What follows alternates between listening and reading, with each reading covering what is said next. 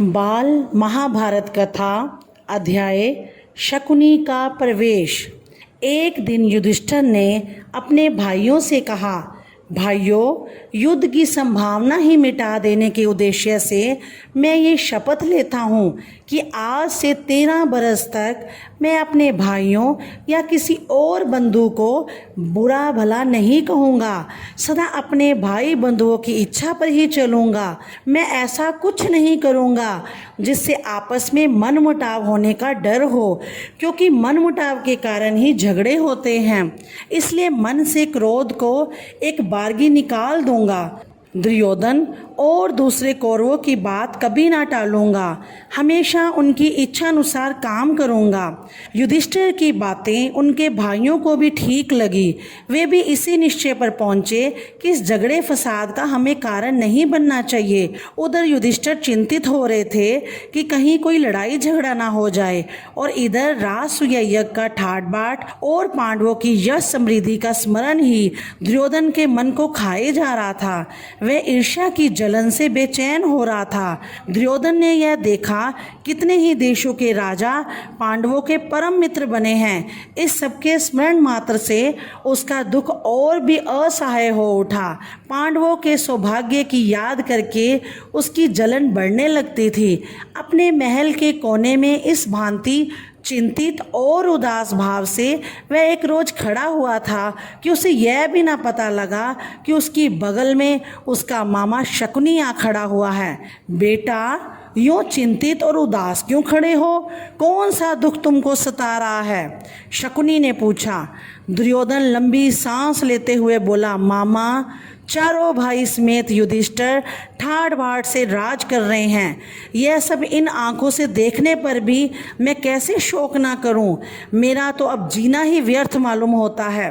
शकुनी दुर्योधन को सांत्वना देते हुए बोला, बेटा दुर्योधन, इस तरह मन छोटा क्यों करते हो? आखिर पांडव तुम्हारे भाई ही तो हैं। उनके सौभाग्य पर तुम्हें जलन नहीं होनी चाहिए। न्यायपूर्वक जो राज्य उनको प्राप्त हुआ है उसी का तो भोग वे कर रहे हैं। पांडवों ने किसी का कुछ बिगाड़ा नहीं है।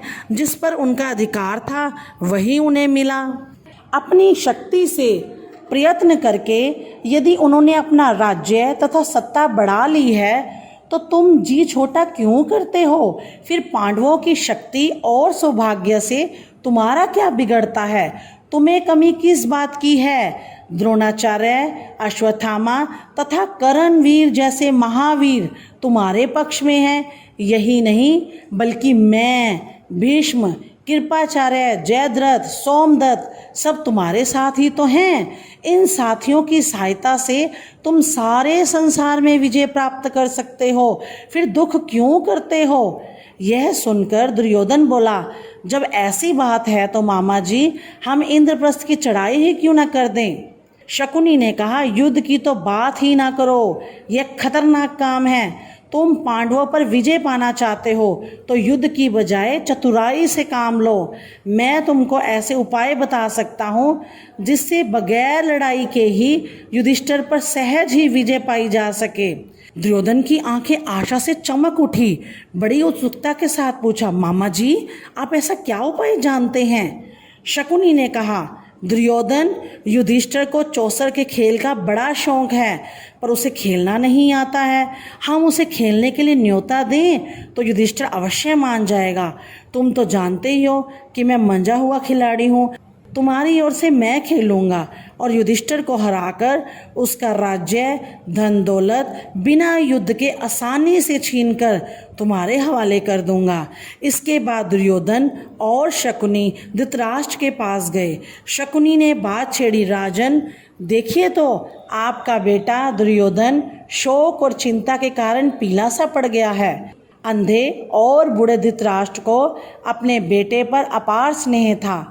शकुनी की बातों से वह सचमुच चिंतित हो गए।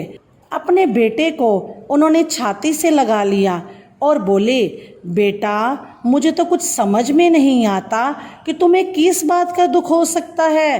तुम्हारे पास किसी धन दौलत की कमी नहीं है। सारा संसार तुम्हारी आज्ञा पर चल रहा है, फिर तुम्हें चिंता काहे की। लेकिन शकुनी ने धृतराष्ट्र को सलाह दी कि चौसर के खेल के लिए पांडवों को बुलाया जाए। दोनों के इस प्रकार आग्रह करने पर भी धृतराष्ट्र ने तुरंत हाँ नहीं की। वे बोले, मुझे यह उपाय ठीक नहीं जच रहा है। मैं विदुर से भी तो सलाह कर लूँ, वह बड़ा समझदार है, मैं हमेशा से उसका कहा मानता आया हूँ। उससे सलाह कर लेने के बाद ही कुछ तय करना ठीक होगा। पर दुर्योधन को विदुर से सलाह करने की बात पसंद ना आई। धृतराष्ट्र बोले, जुए का खेल वैर विरोध की जड़ होता है, इसलिए बेटा मेरी तो राय है कि तुम्हारा यह विचार ठीक नहीं है, इसे छोड़ दो। दुर्योधन अपने हठ पर दृढ़ रहता हुआ बोला, चौसर का खेल कोई हमने तो ईजाद किया नहीं है, यह तो हमारे पूर्वजों का ही चलाया हुआ है। दुर्योधन के इस तरह आग्रह करने पर आखिर धृतराष्ट्र ने घुटने टेक दिए। बेटे का आग्रह मानकर धृतराष्ट्र ने चौसर खेलने के लिए अनुमति दे दी और सभा मंडप बनाने की आज्ञा भी दे दी। परंतु विदुर से भी उन्होंने इस बारे में गुपचुप सलाह की। विदुर बोले, राजन, सारे वंश का इससे नाश हो जाएगा। इसके कारण हमारे कुल के लोगों में आपसी मनमुटाव और झगड़े फसाद होंगे। इसकी भारी विपदा हम पर आएगी। धृतराष्ट्र ने कहा, भाई विदुर, मुझे खेल का भय नहीं है, लेकिन हम क्या कर सकते हैं। सो तुम ही युधिष्ठिर के पास जाओ और उसे मेरी तरफ से खेल के लिए न्योता देकर बुला लाओ। अपने बेटे पर उनका असीम स्नेह उनकी कमजोरी थी और यही कारण था कि उन्होंने बेटे की बात मान ली। धन्यवाद।